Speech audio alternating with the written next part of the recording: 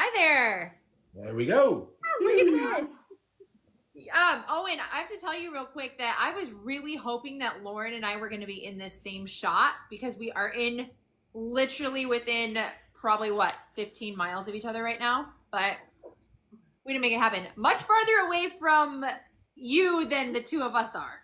Well, a little bit. Okay, you guys, welcome. This is hashtag Run Talk Live. And of course, myself and Lauren are here tonight with Owen Owen, are you directly from, can I say United Kingdom? Like, where do I say? Yeah, well, I live in United Kingdom, which is split into obviously England, Wales, Scotland, and Northern Ireland, and I live in the southwest of England in a place called Plymouth, where Awesome. you guys originated from over there. The Pilgrims set sail from. Love it. I love that. Oh my gosh. This is cool. So what time is it there right now? It is midnight. Oh my gosh. I'm sorry that we kept you up this late. I hope. So I got a bit of a nap before Oh, good. so it's okay. Yeah, I almost wish we could have figured out a way to like make it earlier. So I apologize for that. But thank you so much for joining us. This is kind of like one of the things that we have been talking about. Lauren and I have been talking about this forever. We should pop in or also let everybody know that Lindsay's not joining us tonight. She is literally on the road preparing for a 100-mile race this weekend. So we wish her the best of luck, and we cannot wait to hear updates and recaps and all of the things, which we hope will come soon. But for now, weather cooperates for them as well. It's looking a little sketchy at the moment. Weather, yeah. So yeah. Thank you again for popping in here with us, and of course, we want to dig right in and talk to you literally about running, how you got into this, your amazing, incredible run streak, and all of the things. So I guess, that's the first question. How did, have you always been a runner? And if not, how did you get into it? No, I've not always been a runner.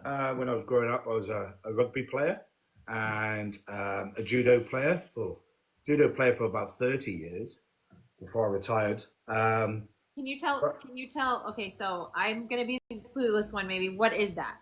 Judo is a martial art, Japanese martial art, Olympic sport, which I did from the age of like 6 until 30 something.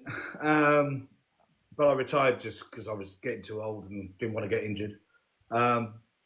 But I got into running because I became severely overweight, massively overweight. I looked like a beach ball. And I happened to get a place in the marathon as a joke. I decided to enter the ballot, which I got a place, and the rest is history, really, on that side of things. That's what started my running journey off, and I've been running ever since. Okay, that is a really cool story. First of all, you and I have that in common. Like, I've actually, if I'm being honest, have lost, what do we call it? Two blue whales? Two blue whales amount of weight. You started that. Yeah, no idea. But anyway, that was kind of a funny little thing, that we've talked about. But that's ultimately kind of where my background with it was too. So I get that, but like, it's become so much more. Has it not? Like, do you feel like that for yourself? Like, obviously you have done some really crazy, amazing things here. Yeah, I mean, I never forget the reason why I started running in the first place, but my whys have been added to since, and that's what drives me on doing whatever I do now, whatever you want to call it, be it self-harming or challenging, whichever way people describe it, madness.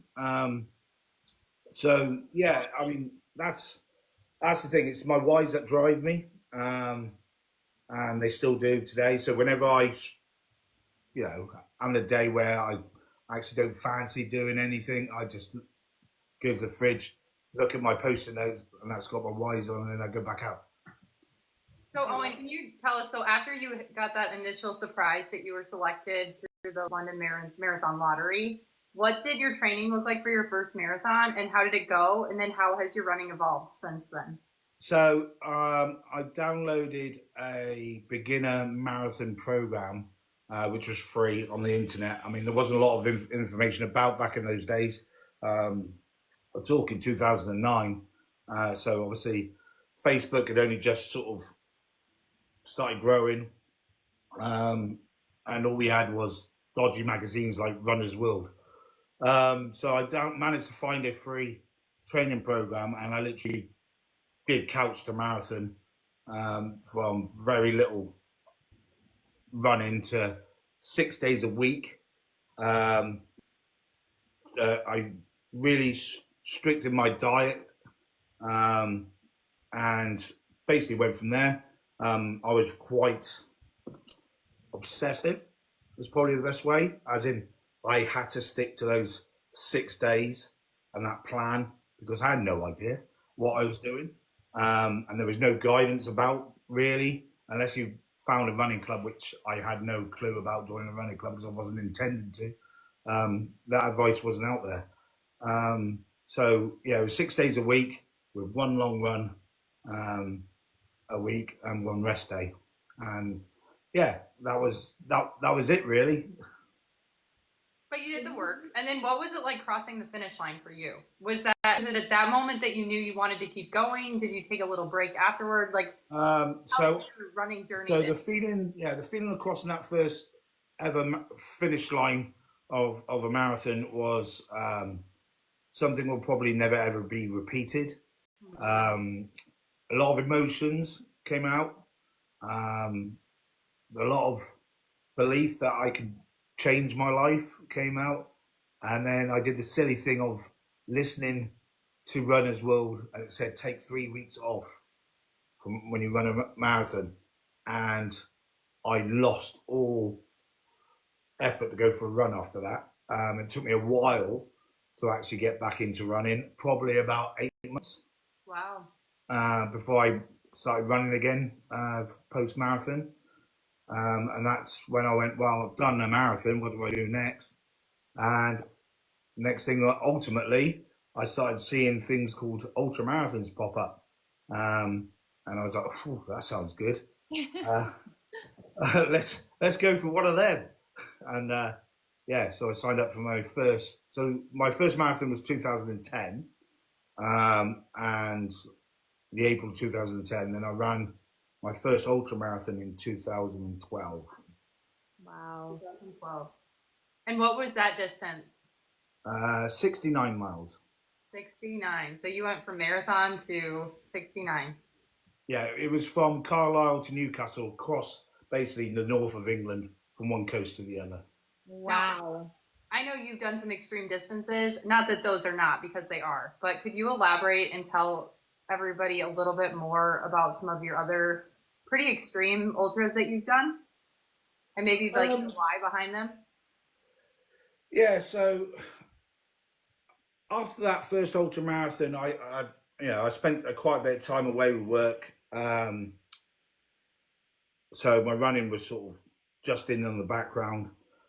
And then in 2014, whilst at work, in fact, I was on security duty on board ship, and I got a telephone call, which I snuck away to receive from a mate because I wasn't expecting. We had a falling out, so I wasn't expecting a phone call from him. And he said he'd just been diagnosed with terminal cancer.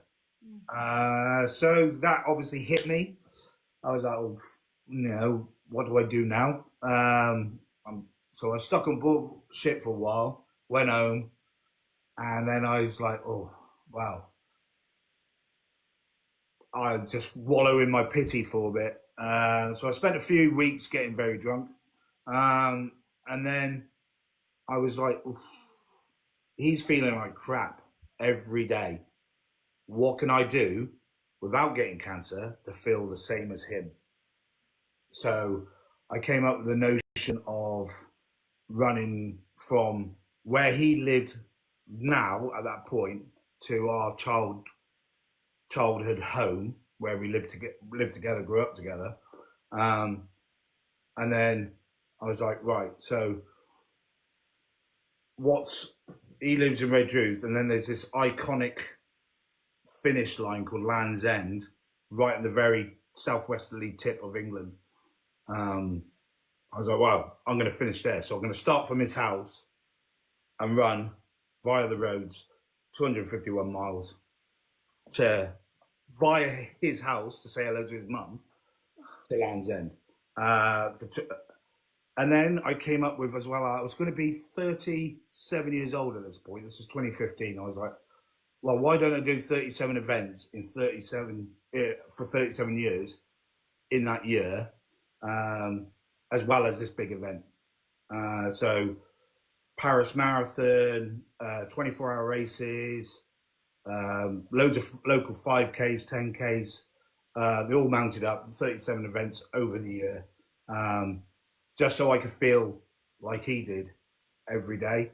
And that was in 2015. He sadly passed away in 2016. So that led on then to, well, he's left 2 young children. They were only like 4 years old and about 3 or 4 months old. So I was like, right, so he's left 2 young children now. What can I do for them? So I decided then to run even further, 291 miles from North Wales to South Wales, off-road this time, over the Black Mountains and stuff, via there's a trail called the Offa's Dyke, very historic trail, King Offa, you have to look it up. That's 185 miles, that's not long enough. So I then took another trail, which was an additional mileage of 100 odd miles, which then brought me back onto that original trail, to total 291. But I happened to get a deferred place for a race, really big race over here from the year before. And I was like, oh, how am I going to fit this in? And the run director, who I'm very close with, was like, oh, why don't you just race it the next day? So that's what I attempted to do. After I finished the 291 miles, I decided to race a 64-mile coastal path race, which didn't go very well because I was already broken. But I got 10 miles into that race and I went, you know what, I think I'll go home now. And that's basically what I did. I DNF'd that race. But I wasn't upset about that because, you know, I've just smashed in 301 miles. So you might have been pushing some like human limits there, I think. Yeah, I was quite broken. I was going through a lot of external battering, I suppose, negativity from a local runner, my local running club, who I don't know was jealous or something, and he was started spreading some vicious lies about me cheating at a race, which I had all the receipts for. So I've never cheated in my life, but just the fact someone started accusing me during what was the biggest event of my life at this time. So I had that to deal with during that run as well as my mate obviously dying. So there's a lot of things driving me on to prove to others that I'm not this fraud, I'm not this cheat, you know, and my mate's dead. And I'm doing this for his kids now. So Owen, do you mind sharing your friend's first name? Just so we can... his first name is Phil. He died age 34 from esophageal cancer. Well, I think what you did in memory, even before he passed, I think that's an amazing thing, especially where you were running for his children as well. So what a wonderful friend you were to Phil, and to honor his legacy the way you have. That's really beautiful. It was the first one I did in 2015 for him. It was quite nice because I had people join me all the way down. 1 or 2 runners here and there as they started to hear the news. And as I got into Cornwall, which is obviously where we grew up as kids, all of our other friends who don't run came out, and some ran 30 odd miles, never run it before in their lives. Some ran 21 miles, never run before in their lives. And it was that Forrest Gump moment of having family, friends as I cross this iconic finish line down a Land's End. Um, it's something I don't think, unless you've been in that situation, you'll ever experience that feeling. And then went quite crazy after that with obviously newspapers, magazine articles, all that sort of stuff. And I was a local celebrity for a while. I had people literally going, "Oh, you're that guy that ran all that distance, aren't you?" I've never met them before in my life, but they recognise me from pictures and stuff like that. So it's really, really surreal in that situation, really. But yeah, there are a couple of crazy things that I've done along the way. It's amazing that you chose something like running to honor your friend. And I'll be honest, I have a good friend who she passed away at 39 while I was in the middle of running some of these very first distances. And honestly, just thinking about her and the fact that she would trade places with me at any time was really a driving force because it's a similar situation. She had 3 young kids and she had cancer. She fought for 7 years, and she passed away last December and left 3 young kids here. And it was like I kept doing things that I didn't feel like doing because I wanted to say, and I always thought that in my head, like Chantel would do this if she could trade places with me so that she could do these things to be here for her kids. And like that was so I, in some respects, I understand that. Like for me, the distance wasn't what you did. Like what you've done is absolutely mind boggling to me because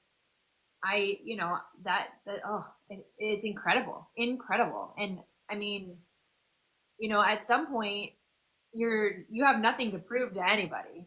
Just so we're crystal clear on that. I mean, you could run 5 miles and it'd still be incredible that you did that for in honor of someone else. But just the fact that you chose that is wild. So like, what does your run life look like today?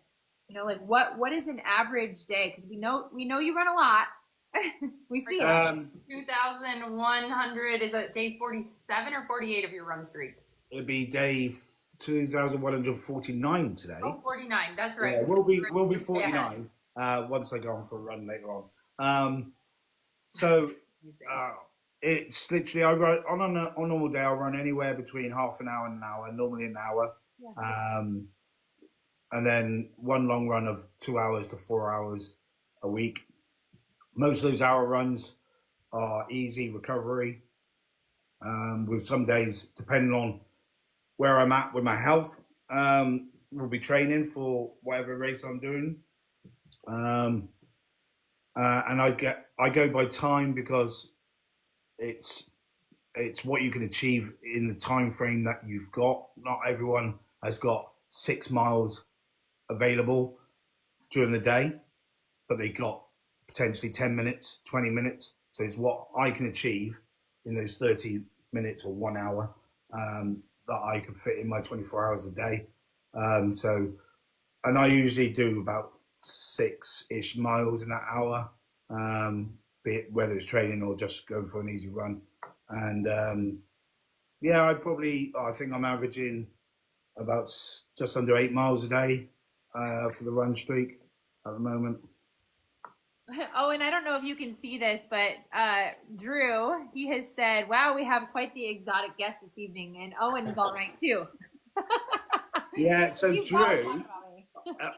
Drew is a veteran, a naval veteran from over your side the pond, and he's one of the first American runners that I've connected with on this app. So I've known Drew for a long time, and we have quite a good connection together through our naval sort of experiences, I suppose. Yeah, for sure. I was thinking it was because of the hair situation. Well, yeah, there is that. We are part of the Bald Eagle Association. That's okay. We are one of the founding members of that association. You're also getting a comment that 8 miles a day during a 2,100 plus day run streak is madman stuff. And that's coming from my husband, who is on day 300 of his run streak. So I'm sure he's truly blown away by that. Hello. Hello. Oh my gosh, that is the coolest thing. So, how do you keep your energy up for this? Because like, 8 miles a day is not a light. That's not a light amount of distance. Sleep. Um, Trying to get as much good sleep as possible. I eat as well as possible as well. I don't restrict what I eat, and I don't get scared of what I eat. One of the things that when I lost all my weight training for my first marathon, so I was 20 stone. Don't ask me what that is in kilograms. no, that's okay. That Uh, we use obviously imperial still over here sometimes. 20 stone in weight, and I went down to 12 stone, which is just under 80 kilograms or something like that. that's significant though. That's It's a a big drop. Um, I told you I became obsessed. yeah. So a treat for me was a tiny little bit of a chocolate bar, and I was probably on around about 1,000 calories a day training for a marathon, which is not good. No, and for us Americans who use the pounds, I mean, is that metric? You guys, I'm terrible. I know I'm terrible. We do not use a metric system. We should. What do we use? What is it called? A bunch of nonsense. Okay, Rob, okay, well, Rob did the math for us. And Yeah, it- Rob's done down here, 280 pounds to 168. Oh, okay, cool. Freedom units, that's what we call that. That's what Jeff said. Well, good. Thank you for educating me, guys. I want to commend you because one thing we talk a lot about on here is the importance of fueling and like staying mentally in it. But one thing I don't think we've touched on is the importance of sleep. So I'm really glad you threw that out. Sleep is one of the biggest things about recovery, and recovery, as you know, is key. Preach. If you don't nail your recovery, you're going to get injured. You're not going to succeed in hitting your goals. And it's one of the reasons that I've been injury free from running and running every day is because I nail my recovery. I'm very disciplined in my recovery. If I have easy or a recovery run on my plan, that is exactly what I do. Even if I'm feeling really good or really strong, I will stick to that recovery plan. And that goes no different. I've done that from after 36-hour races, 100-mile races. Even if I'm feeling good 2 days after, which sometimes I have done because my recovery is quick now, I will carry on and do my week's worth of recovery runs and then start going, okay, now we can start building back up slowly again. That in itself is discipline. I mean, obviously, as runners, we all have some at this current point, some sense of being disciplined, because if not, we wouldn't be continuing to do this regularly. But there's definitely different levels of it. And Owen, like this is absolutely amazing because I can't even imagine. And I still consider myself a new runner. Like I obviously I'm a new runner. Like but I'm in awe of this because I can't even imagine what gets you to a place mentally where you finally are like, you know what? I'm just going to keep like trucking along, keep going, keep doing this. And like, what do you think, in addition to your friend, in addition to all your things that have happened in life, what is like the driving force that keeps you pushing on this specific, streak? Like what is it every day? Like, is there any just one thing? Yeah,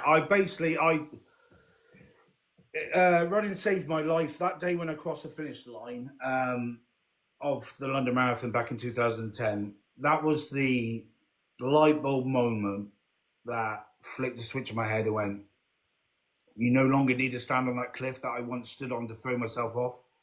Because I got to that place where I was bottom of the barrel, in the darkest, deepest you can imagine. And that was the moment I was like, I don't need to do that anymore. Yeah. And since then, running has literally saved me. So even when I have a little bit of a down moment, bit of a sad moment, I know I've got running there that I'll go for a run. I'll feel better afterwards because I will think about what's happened. I will reflect on my day. I reflect on what's going on in my life. I will make plans. I will all the thoughts that we have when we go for a run. Unless you're with someone who's distracting you. If you're solo running, then you think about, oh, I don't know, what should I do for my tea? What am I going to do tomorrow? Where am I going to take the kids tomorrow? Whatever, you do that on your run. So all my any negativity that I had prior to a run, that goes straight out the door. I reflect on it, and I move on. And at the end of the run, it's basically a new day. So I take that day off, new day starts, and we go again. And I think once people start learning to reflect better on their runs and their lives because of their running and stuff like that, they may see improvements in their life as well. Because it's not just about running. Running is just that little bit of a building block that helps us through our lives day to day. Same with any form of exercise, because of the hormone releases and everything else. And if you use it correctly, it will improve your life, not just physically, but also mentally. Yes, I love that. How about family life? Like, what's your family life like? And does any of your family, like, do they run with you ever, or? Oh, yes and no. So my son's 14 now. Okay. And when he was very young, he used to love running with daddy. Now, if I can get him out of the door to come for a run, it's a joyful moment. It's one of my best running moments. Nothing will beat that. But they're far and few now because he's got other interests and stuff like that. So yeah, that's running with my family. Doesn't really happen like that anymore. But I make sure my running doesn't affect them, because a lot of people, and that's one of the other mistakes I made in that first initial training for the marathon in London, because I got obsessed. I couldn't change. I need to go for my morning run at this time. It says so in the program. They had to make changes around me.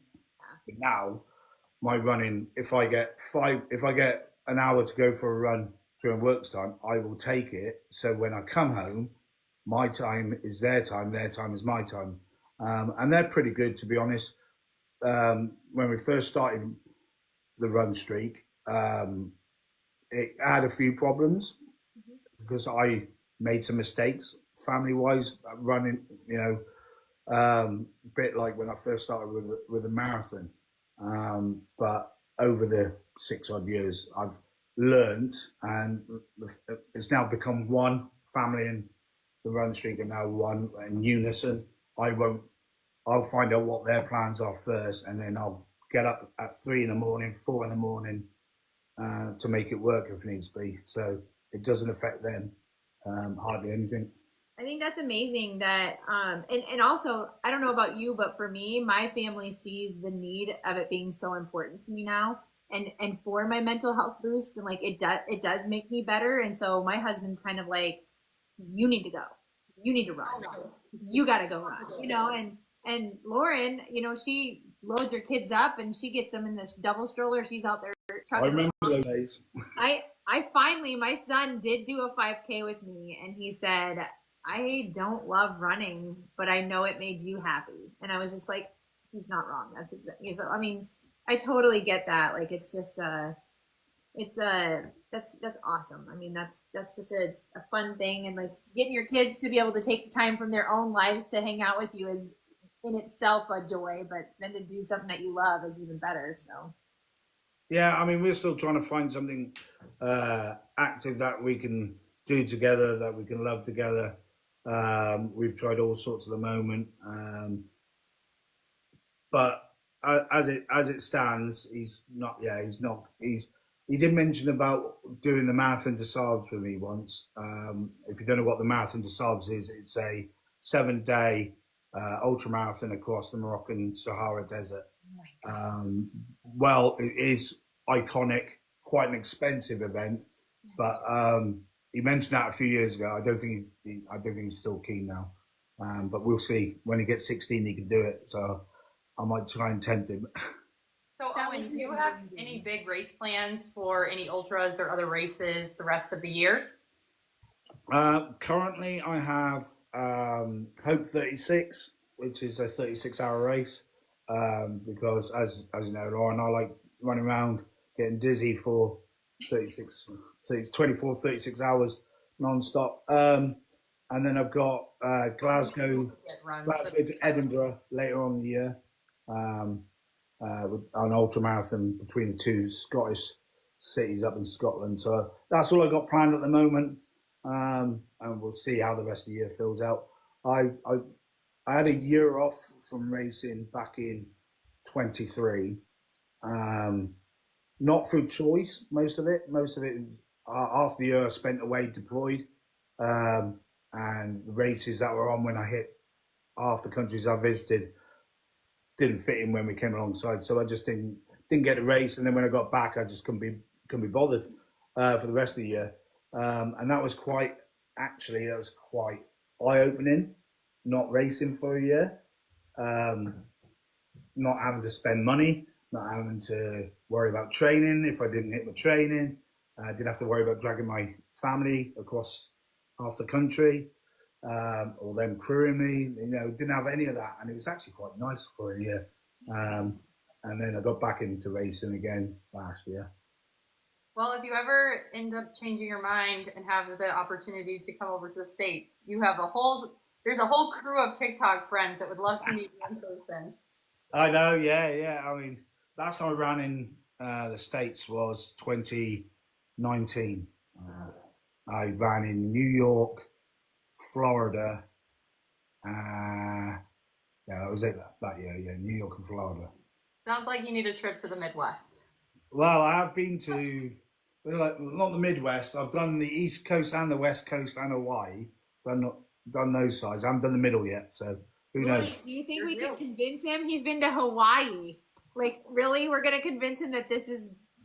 Hey, the people make up for the lack of views. We don't have mountains, but we have really cool people.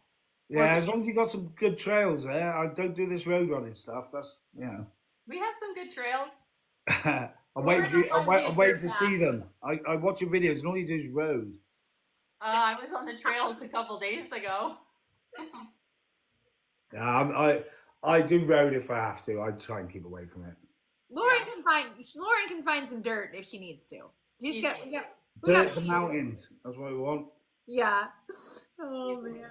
Can you tell us a little bit? So, as you're running, like let's say the 291-mile race for your friend, as you're running, did you ever have moments of doubt where you're like, I don't know if I can do this, or like what were some mantras you used to keep going? And did you ever have moments of doubt?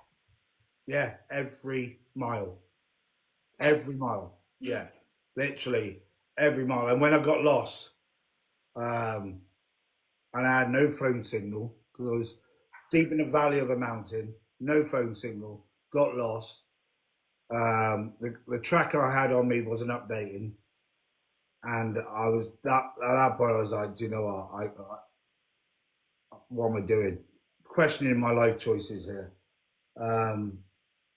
But then I literally turned around and went, "Your mate's dead. Stop moaning. Get on. It could be worse. I can run. He can't anymore."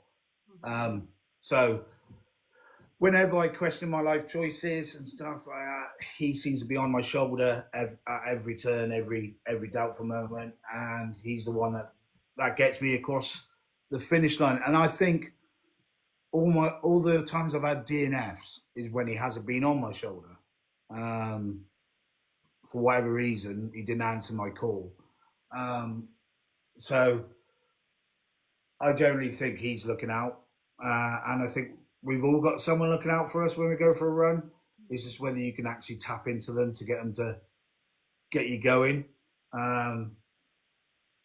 So yeah, there's always, even in now with the 24-hour races, 36-hour races, I question my life choices as I'm running around. But then I just pull up my big boy pants and keep moving, keep smiling, and you're ticking off that distance. And those miles keep going, whether they're slower or whether they're quicker. Aim for the next sunrise because you get a second win when that sunrise comes up. It's amazing what the sun up does after a long night and running through the night. And you just get going again, you know. That's such a powerful perspective because I think, especially when you're doing a longer distance run, whether it be a half marathon, marathon, or ultra, there's such a mental piece involved with convincing yourself to keep going or keep pushing when you're hurting. And you clearly have like next level mental toughness to be able to push through. So I think it's nice to hear from the best of the best that even you have your really tough moments where, you know what, sometimes you just, like you said, you may slow down, you may need that next sunrise, but like you just need to keep fighting. And that's such a like good takeaway for any runner at any level of their running journey. You gotta, your body's more capable of doing stuff than what your head thinks it can do. And a lot of people's DNFs is because they let their head win. So little niggles and stuff like that, a lot of the time, isn't that bad. And you can actually finish, but you allow your head to go, oh, my knee's hurting. I can't go on any further. And my first DNF was exactly that moment. My feet, the bottom of my feet were so tender. Well, that's what they felt like. It felt like I could feel every stone I was stepping on and I couldn't cope anymore. And then if you sit, after your race, if you sit and reflect on that race and go, what went well, what went wrong, why did it go wrong? I can guarantee that most of the times your DNFs are caused when you think you're injured and you're actually not. It's just your body going, okay, not you're quite used to this. It hurts a little bit, but your head's going, you've got to stop.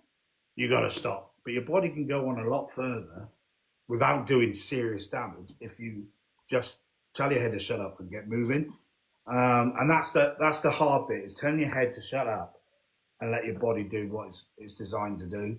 And you'd be surprised what our bodies are capable of. And if you look at some of the most recent really long distance races, the females have greater pain thresholds. Like there is a recent race over in America called the Speed Project. A good friend of mine, Holly, she won it. She went over and won it. That's from LA to Las Vegas, 300 miles. The first and second overall place were female, 35 minutes ahead of the male. Because women have better control over pain. Over pain. And because you can control your head better. You know, you're used to it. You can get through it. A lot of men aren't as good with pain in comparison. So that's why when we get over big races, big distances, Jasmine Paris winning the Spine the year she won it overall, smashing the record. If you don't know who Jasmine Paris is, she's the only female Barkley Marathon finisher. Yep, she was just down our way on where I live the other day, actually running. Our bodies can do all these great things. Women can be slightly better the further we go at telling our bodies we can do things. And as for men, we need to actually just pull up our pants a little bit and get on with it. And tell us like it is. Yeah, well, yeah, it's true. You know, I haven't talked to you all day. I'm quite lucky. I've built up a lot of good friendships over the years with elite runners and stuff from over here, and some from over there. John Kelly, as an example, and the stuff that we as humans can do, whether it's be the fastest person to run 874 miles from Land's End to John O'Groats, from south of England to the top of Scotland in 9 days, 874 miles in 9 days non-stop, you know, or whether it's the Barkley Marathons within the 60 hours, or whether it's the first female to finish the Barkley Marathons. Humans can do these great things, but we don't allow it. It's our heads that don't allow it. You, Lauren, could do your 100 miles. You are stopping yourself from entering that 100 miles. You can finish it. You, Jennifer, go for, if you want to. You don't have to do these things, but your body could do it if you allow it to do it. It's really funny because I have just kind of been tapping into a little bit of what we're talking about right now. Like I feel like last year was kind of my year to figure out a little bit of like, what am I doing and like this year I can feel myself, I'll have certain moments of like my brain saying to me, stop, it's uncomfortable, stop, stop, stop. And I'm actually figuring out now how to like quiet that, which is kind of a cool thing to me because I've noticed such a huge improvement just in like I took not necessarily a full-fledged break, but I kind of tapered down in mileage. Now I've been tapering back up and I'm like really making some serious progress. And it's like, it's because I've been doing that. Like I've been telling myself like, hey, that doesn't hurt the way you think it does. And you can push through it. And like literally just saying to my head, not necessarily shut up, but just like, hey, we don't think that way, don't think that way. And it's really made a huge difference. Yeah, like it's crazy because I haven't ever really tapped into that before. I've always been very negative in my headspace, and I have just totally shifted that, and it's insane the physical difference that it's making. So there's something I actually learned at work. Yeah, recently we started learning at work, just yesterday, in fact, and it's about picturing that image in your head. Okay, so much so that, for instance, if you were to picture an apple, you close your eyes, you can imagine an apple, you know what color it is, what it tastes like, all that sort of stuff. And it's the same, actually, talking about it, you can do that with finish lines. What that feeling's going to be like when you cross that, and when you're running and you're starting to struggle, just picture what it'll be like to finish across that line, compared to stopping right now. Yeah. What would that be like? If you stop right now compared to finishing, what would that be like? So you can imagine that picture in your head, the scene, crowd, all that, like the finish line, children running up to you, oh, mummy, daddy, well done, all that sort of stuff, compared to you feeling like absolute crap for the rest of the day because you didn't finish. And you wake up the next day and actually your leg feels pretty good. Oh, damn it, I should have finished. You know what I mean? That's such a perfect way of putting it. Visualize the success. Yeah, visualize that success. It's all in the heads. It really is all in the heads. Running is easy. It's 95% mental, 5% moving your feet. For sure. I mean, and you're proof of that. I mean, you're literally doing things that most people can't even imagine. Like the fact 291 miles, like a lot of people are like, I'm not even going to do that in a car, and you're on 2 feet, just plugging away through that and pushing through it. And it's like, yeah, your mental capacity to be able to overcome the most difficult things is absolutely amazing. So that's such an honor for us to be able to hear that perspective, because like for me, I am just tapping into that, like, and scratching the surface, I'm not even like, I am just like making the small changes on like my headspace and finally seeing like, hey, that's how you're going to show yourself more capability. Like you're pushing more into what you already didn't think you could do. Now you're doing what you didn't think you could do even better. And it's like, that part of it to me has been really great. And so hearing this from you kind of like helps kind of boost me a little bit more to think like, hey, you can keep going. I mean, the most important thing, and I'll always say it, and I've said it so many times on my videos and stuff like that, is running, any form of exercise, or anything we do in life should be enjoyable first and foremost. And if it's not, you're doing something wrong. And that doesn't matter if it's running, going to the gym, going for a walk, having sex. If it's not enjoyable, you're doing it wrong. Find out why it's not enjoyable. Yeah. Sort it out. Fix that problem. Why is it not enjoyable? Is it because you're running the same route every day? Is it because you're not mixing it up? Go to the beach if you've got a beach near and go for a beach run. Go onto the trails, go on, hit those mountains, even if it's for a short distance. Is it because you're doing the same training every single day? Is it because you're running hard every day, not having those easy runs? Find out why it's not enjoyable anymore. Running should always be enjoyable. When people say they hate running, it's because they're doing it wrong. Right. If they hate going to the gym, they're doing it wrong. It should be enjoyable. Stop, take those pictures, make those videos, get them out there. Don't do it for anyone else, do it for yourself. Use that as your accountability and make it fun. Don't be scared to have a dance or sing along the way. I'm scared of dancing. I am. That's fine. He's good at it too. She needs to just do it. It's fine. You don't have to video the dancing. You don't have to video the singing or your conversations. But don't be scared of having fun. A lot of people think, oh, I've got to do like I did my first marathon training as per the plan. Mm-hmm. No, you don't have to. It's got to be fun. Make sure you warm up properly. That could be just going for a run. That's what I do. Go for a run, do your training, all right, and then warm down. That's when you do your content. That's when you have a little dance. That's when you do your little spiel. Concentrate on your training. Don't worry about filming the training, because that's what you should be concentrating on your training. Do it for the warm-ups. Do it for the warms-downs. Then you've got your content. All right, you've got your memories. You've got your accountability. And you've had some fun along the way. That's right. Then grab a friend. That's good. Don't grab a friend if you don't like one. It doesn't matter. Grab a dog. It's mixing all your runs up, making sure it's different. I have not run a single run on my run streak exactly the same. Every run has been different.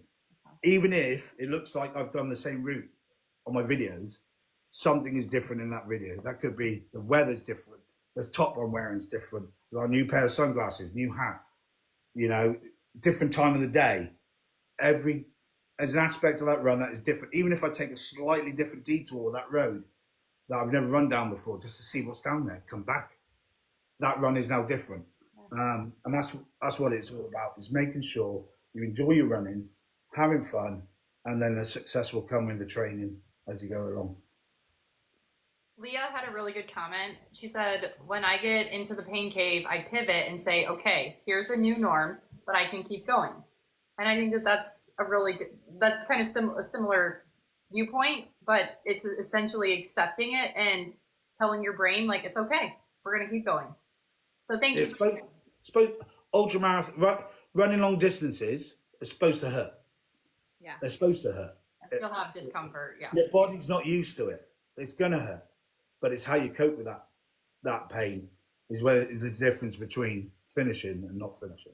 Yeah, like push through the uncomfortable. Like that's uncomfortable is where you find the good stuff. Like I've learned that. And that's why they say ultramarathon running is like self-harm, but with benefits. You are purposely hurting yourself, but there's benefits to it. There's benefits to it. Yeah. Unlike standard self-harming. So, and most of us ultra runners that do this is because we've got stories to tell. There's not many out there that don't have a story in some form, especially the ultra running world. There's a reason why we started running in the first place, and you'd be surprised. There's lots of big elites that have either had drug problems, they've had alcohol problems, depression, mental health issues, all that sort of stuff. And that's what's driven them to running ultra marathons. Yeah. It's a release for a lot of people. So yeah, it's getting through that pain barrier, and goodness will come from it at the other end. Yeah. Owen, can you tell us, I know earlier we kind of touched on food, but like when you're out running, when you're running the way you're running, what are your go-tos for fuel? And like if you're doing a long run, how does that look for you? And then on race day, how does that look for you? Okay, so obviously depending on how long the race is will depend on what I'm going to be eating. I don't do gels anymore. I haven't touched gels since 2014. Okay. Probably the last time I touched a gel. I mostly supplement my food with Tailwind Nutrition. I have done since 2015. And I'm very lucky that they now support me and have done since 2016, which is quite nice. Tailwind is so they, I have done a full 24-hour race just on that, just on tailwind alone. Wow. But again, I learned from that because when I started doing longer distances, my appetite would disappear. I couldn't eat at all, even after the race for quite a while. So when I started having tailwind, it stopped me suppressing my appetite for the distance. Okay. I was able to eat, and now so training. If I'm just running for an hour, I won't pretty much fuel properly before it. I'll just go on whatever my fuel tank in my belly's already got. Our bodies can survive an hour on what you've already got inside you. Long distance runs, I will take pork pies, crisps, pretzels, some salty stuff.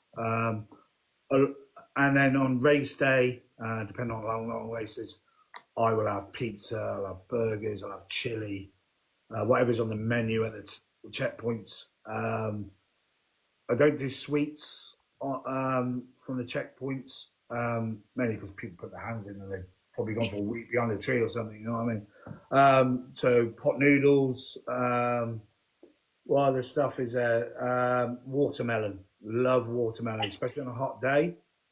Slice of watermelon is amazing. It hydrates you. I'll have a can of Guinness during the race as well. Replaces the iron, and it's just something nice to drink. Having a pint. You know what's really funny? You say all of these things, and I'm like, when you say crisps, I know that that's like a potato chip here. Rice pudding would be just like regular, regular pudding with rice. I mean, is that like a truly? Yeah. then, see, I'm not rice pudding is a dessert that you can get over here. Okay. Normally warmed up, but we have a company called Muller. Not sponsored by them at all. They do yogurts and various other desserts and rice puddings. They do a nice little pot of rice pudding, which you can eat cold. And they can do either plain or it has strawberry in it or apple or something like that. And it has the carbs that you need.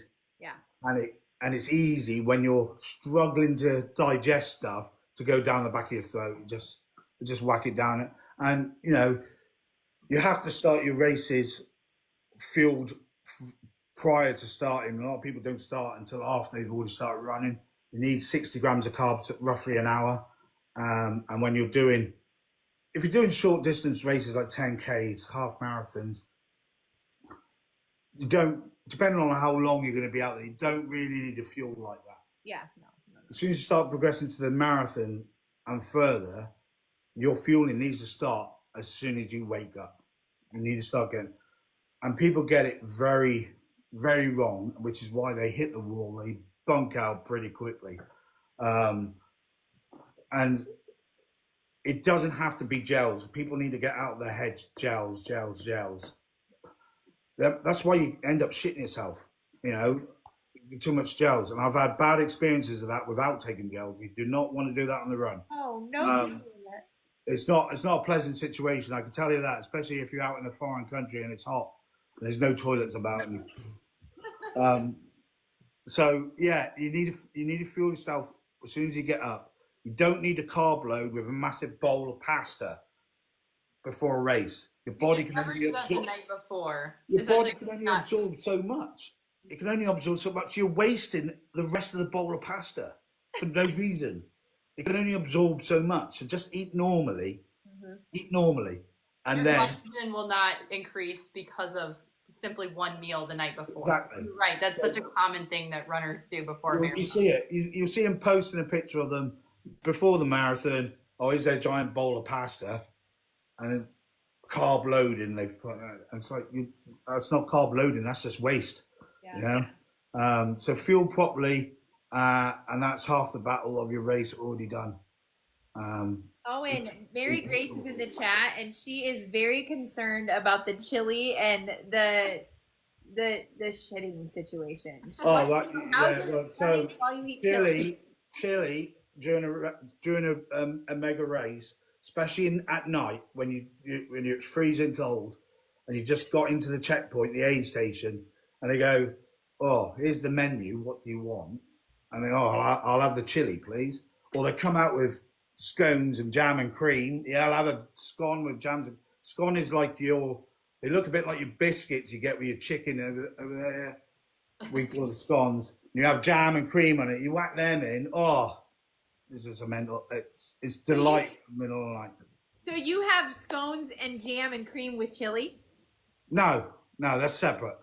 Oh, so I was like all excited because in Iowa we have chili with cinnamon rolls.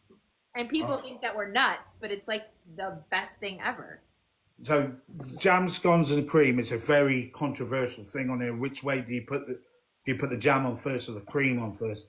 Depends whether you live in Cornwall, where I got raised, or whether you live in Devon, where I live now. Oh, no. It would depend on whether you put the jam on first or the cream on first. It could cause civil war if you get it wrong. It's very controversial. So how do you do it? Proud of their heritage. So it's a dessert in a way. Afternoon tea. We have afternoon tea, sandwiches, cakes. If we come visit you, how are we supposed to do it? Do we put the jam or the cream first? I will always tell you to do it the Cornish way is the better way. Jam first and the cream on. He said it so quietly, so no one could hear. So it's not official. One other question. Mary Grace is wondering what's in your chili, or like traditionally what's in the chili over there, because she said maybe American chili is. Yeah, I mean, it's more than likely probably different to what you guys have over there. But our traditional chili is normally a beef mince meat, with kidney beans, onions, peppers, mushrooms. Oh, that's not the same. Chili con carne sauce. Most people don't make it from scratch over here. It's normally out of a jar, pre-made, tucked in type thing. And then they'll have it either with rice on the side, or I like to just have a bowl of it with bread to dunk in. Yeah. It doesn't sound too far from what we have. I mean, we do, like, I make mine more, I make mine from scratch. I do like the tomato juice, and then I actually this is gonna sound funny, I pour a jar of salsa into our chili, and then we use like beef and a little bit of sausage, onions, tomatoes. But I mean, sounds similar. Like I like to use diced beef now instead of minced beef, slow cook, so it's nice and tender, falls apart in your mouth. More than the minced beef, but the traditional way over here is minced beef. Look at you, Mary Grace just uses a can.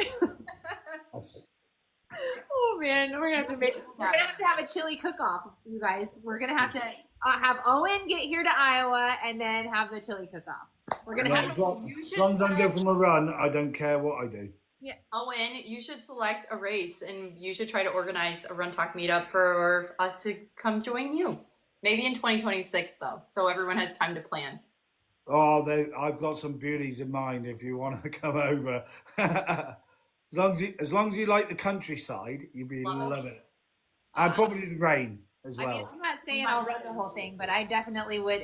If that's a trip we're taking, that's gonna be on the plan. Like, my husband's still in the chat. Like, let's talk about this when we're not on here, so I make sure I can clear it with him first. I'll clean if you cook. Yeah, I'll cook. I'm happy to cook. I do most of the cooking. Oh, I love it. Oh my gosh. Hey, before we let you go, because we know that it's late there, will you just share with us, you've already given us great advice, but we do like to ask this question. Yeah. What's the best piece of running advice you've ever gotten? Don't be shit. Literally, that I got told that right at the start of my 2015 adventure, that 251 miles. A good mate of mine, he was a firefighter. He's now retired. He turned around to me and he went, "Just don't be shit." And that was in my head for the rest. So whenever I felt really like crap and couldn't go on, I had it written on my hand, "Don't be shit." And all the races after that, I had "Don't be shit." And I just look at that I can't be shit. I cannot be shit. And that was it. We need Simple, water bottle effective. stickers that say that. Say again? We need water bottle stickers that say that. Yeah. Run top, don't But be shit. effective. Yep, that's it. T-shirt idea, Sarah says. Hey, that'd be pretty cute on a hat too. Yeah, get it on there. Don't be shit. Oh, Lauren, I know you like your hats. I got a spare one of these, but in black. Would you like it? I can send it out to you. For me? Yeah. Oh my I gosh. know you like your hats. Oh yes, she does. She I would. love that. Yeah. Send me your address and I'll send it out to you. I love All right, it. we'll chat. Well, all right, Owen. We know it's late your time, and we don't want to keep you up any longer. But this has literally been. I mean, every week I say this. I'm like, this has been one of the best ones. But I mean, I just feel like we keep getting better, and then we keep picking better, more like. Like just everybody in this space is so phenomenal. I don't want to say that one person's better than the other because I feel like we're all equally amazing. I just feel like every time we do this, I feel so inspired. I feel like this is just great for me, for my heart. And I know that Lauren and Lindsay both feel the same way. And we could not thank you enough for being awake and doing this with us and, taking time out of your life to do this. It's such a great thing. And You're the first American to be in a sports bar right now as well. Oh my gosh, that's so awesome. Yeah, so there you go. That is a sweet space. That is a very sweet space. Well, it started off, I know you're trying to go, but it started off when, in my first house when I started running. I had a little corner of the house because that's all the space. So the few medals went up in the corner, and then over the years, as we've moved and stuff, we've now progressed into a big sports bar. Yeah. I love it. And look at all the medals in the background. That is Yeah. such a sweet setup. Oh my God. They're all my special bibs. So Oh, wow. I got loads, but I only keep the special ones nowadays. The ones that mean. You could make all the wallpaper of the bibs. Like, you really could. You might need a bigger basement. I'm giving you ideas. Sorry, Rob. I have a lot too. I want to share one thing Ashley just said, Owen. She said, I so appreciate your kindness and honest inspo that you share. And I think all of Run Talk would agree. You are such a positive, honest, and just all around inspiring presence. So I owe the running community so much. It saved my life. So well, you I have given I back. can give back to the running community, Love especially advice, info I never had when I started. And if I can help one person start running, improve their running, enjoy their running, then we all win. Well, you continue to give back time and time again. More than you know. Yes. You're welcome. Thank you. Thank you. Thank you. Thank you. I absolutely not.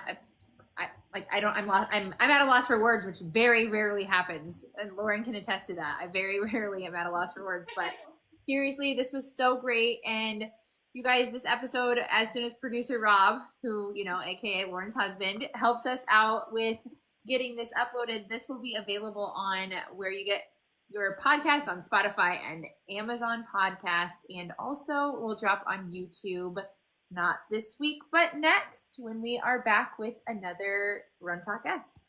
Excellent. Love you. Bye. Oh my gosh. Thank you so much, Owen. Oh, this was so great.